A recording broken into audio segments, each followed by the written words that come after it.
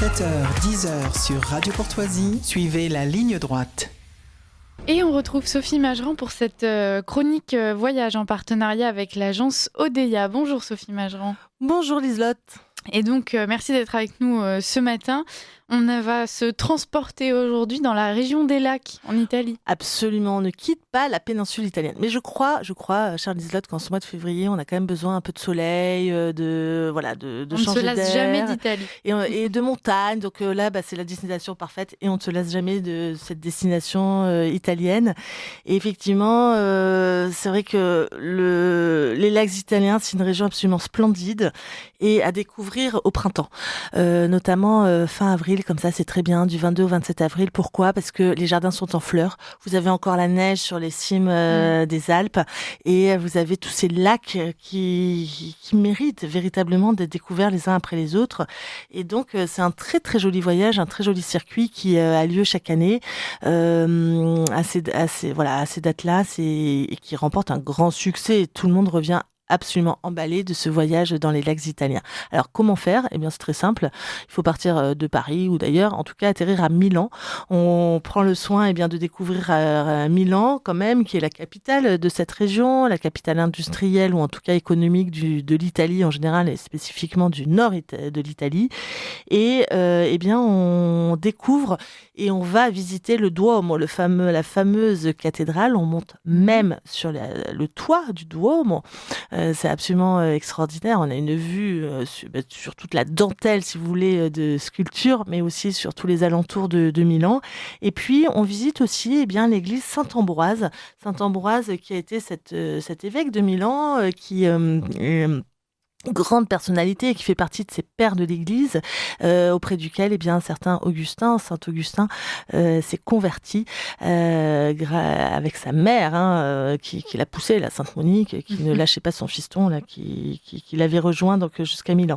Et bien le soir on part en direction du lac d'Orta et là ça y est, c'est le contraste, on n'est plus dans cette ville frénétique qui est très belle avec beaucoup de richesses et on est ça y est dans la campagne, on est dans les piémonts déjà de ces Alpes et vous avez un petit lac, le lac d'Orta, qui est absolument... on est dans un autre monde, voilà, c'est une autre ambiance, c'est très beau. C'est pas très loin, ça se fait assez rapidement et dès le lendemain, on va naviguer. En fait, ce voyage, si vous voulez, on ne cesse de passer d'un lac à l'autre, de voir des points de vue extraordinaires. Vous avez des lacs encaissés, un petit peu comme celui d'Orta. Hop, on prend un petit bateau, on va sur l'île de San Giuliano. Là, on fait tout à pied. Il n'y a pas de rue, de toute façon, tout se fait à pied.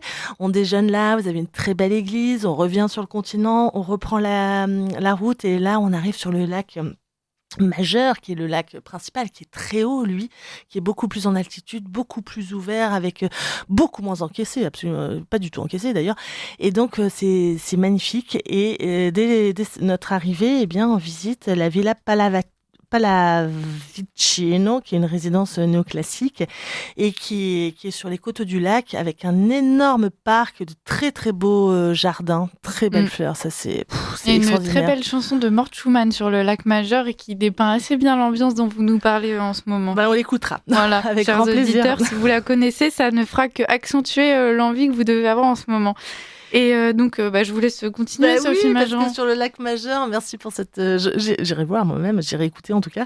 Et sur le lac majeur, ensuite, le lendemain, on fait toute une journée en bateau. On a un bateau privatisé, un taxi privatisé, si vous voulez, pour le groupe, qui nous emmène sur les îles Borromée. On commence avec l'île Belle, là, ce somptueux palais des princes Borromée. D'ailleurs, Saint Charles Borromée, ce grand prince de l'église de Milan, faisait partie de cette famille et qui est encore aujourd'hui propriétaires de ces îles.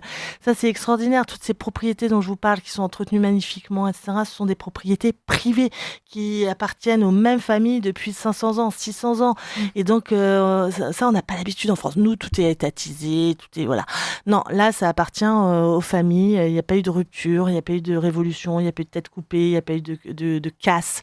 Et ça, tout est beau, tout est bien entretenu. Ensuite, donc, alors, le palais des princes Borromée mérite évidemment une visite. C'est un palais baroque, mais surtout les jardins qui sont extraordinaires. Tout a été absolument transformé comme une proue de bateau. C'est fou. Et puis, vous avez des pans qui se promènent comme ça dans les jardins et tout d'un coup, qui vous font une roue, s'ils sont bien lunés. C'est très, très, très, très beau. Ensuite, on poursuit avec l'île des pêcheurs. Vous avez une très jolie église San Vittore et aucune voiture sur toutes ces îles. Tout se fait à pied. Et enfin, l'île Madre, avec un magnifique jardin botanique. On fait le tour, c'est un enchantement. Voilà, c'est un enchantement. On est transporté dans un autre monde. C'est magnifique. D'ailleurs, Gustave Flaubert disait à propos de l'île Madre, c'est le lieu du golfe le plus voluptueux que j'ai vu. Bon, alors voilà. Donc ensuite, on continue vers Verbania. Là, vous avez une autre villa, la Villa Taranto, avec une vue sur les Alpes incroyable et des jardins et des fleurs on fait sur des hectares en fait. C'est pas un petit jardin municipal. On est loin du compte et vous avez toujours dans la villa à la fois la maison et tous ces jardins. Voilà.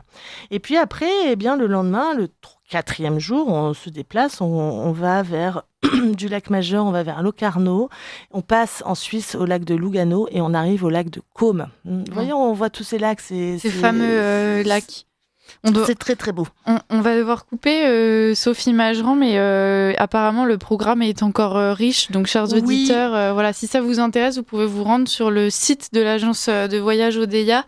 J'imagine qu'il y a tout le descriptif qui est déroulé. Vous avez tout le descriptif et vous verrez toutes ces villes-là, les unes après les autres. Le lac de Côme, c'est sans doute le plus beau. Et vous pouvez tout retrouver sur www.odeya.fr. Il reste encore quelques places. Bon, voilà. Allez, chers auditeurs, vous savez ce qu'il vous reste à faire. Merci beaucoup, Sophie Magerand, et à la semaine prochaine. À très bientôt.